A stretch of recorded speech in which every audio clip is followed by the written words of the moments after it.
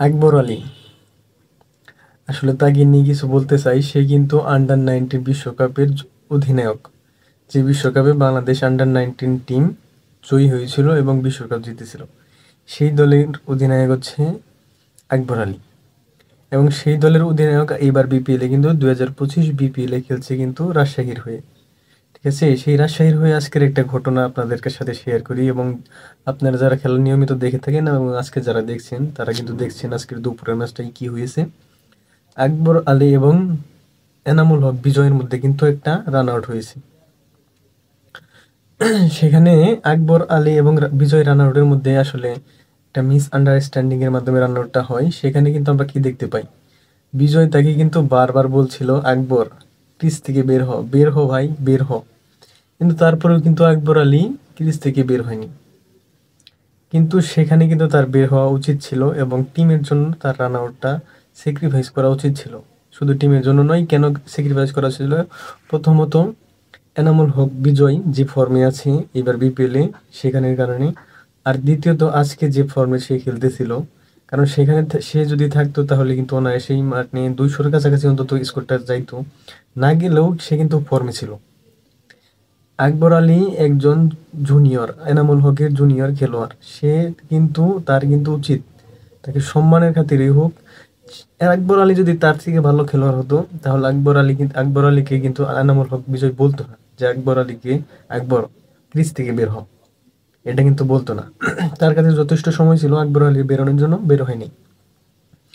তখন কিন্তু আপনার দেখেন ওই ম্যাচে কিন্তু এনামুল হক ভালো খেলছিল। পরে কি হলো দেখেন, আকবর আলী, আপনি যদি দেখে থাকেন ম্যাচটা তাহলে দেখবেন একটা শটও ভালোভাবে খেলতে পারে নাই।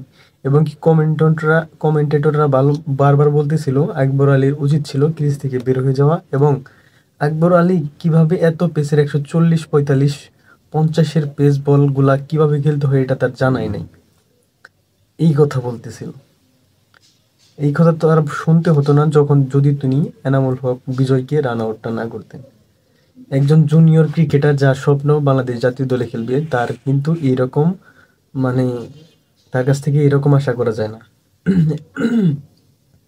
তারপরে দেখেন ম্যাচটা কি হয়েছে, যেখানে ম্যাচটা যাওয়ার কথা ছিল 200-তে, সেই ম্যাচটা কিন্তু 170 আটকে গেছে, এবং শেষের 4 ওভারে 24টা রানও নিতে পারে নাই রাজশাহী। এবং আকবর কিন্তু তার 2 বল পরেই রান আউট হয়ে গেছে, ফিরে গেছে। মানে আকবর আলী প্রথমত তার দুর্নাম করলো, পরবর্তীতে তার যেটা পুষিয়ে দেওয়ার কথা ছিল সেখানে তো পুষাতে পারেনি। কমেন্টেটরদের কাছ থেকে শুনতে হয়েছে যে আকবর 40 বা 45 বা 50-এর পেস বলগুলা খেলতেই জানে না। এরকম যখন আপনাকে এজ এ ব্যাটসম্যান আপনাকে শুনতে হবে, আপনি আশা করেন আপনাকে জাতীয় দলে নেওয়া হবে। এবং আপনার এইরকম মন মানসিকতা থাকলে আপনি যে জীবনে উন্নতি করতে পারবেন, এটা আশা করা যায় না। হইতে পারে তখন তার মাথায় কাজ করে নাই, কিন্তু তাদের কাছে কিন্তু প্রচুর সময় ছিল। একজন অভিজ্ঞ খেলোয়াড় এবং অধিনায়ক, আন্ডার 19 টিমের অধিনায়কের কাছ থেকে এটা আশা করা যায় না, বা তার মাথায় যে এটা এটুকু ঢুকবে না এরকম কিন্তু না। মানে তাকে যদি জাতীয় দলে খেলতে হয় আকবর আলী, তাহলে আপনাকে আসলেই অনেক উন্নতি করতে হবে, ব্যাটিং উন্নতি করতে হবে এবং আপনার মাইন্ড সেট আপে উন্নতি করতে হবে। মানে আমরা আপনার কাছ থেকে, আপনি জাতীয় দলে যদি খেলেন আপনার কাছ থেকে আমরা এটা আশা করব না। আর যদি খেলার পরও যদি এরকম কিছু করেন তাহলে কিন্তু আপনার উপর দিয়ে ঝড় বয়ে যাবে, মনে রাখেন।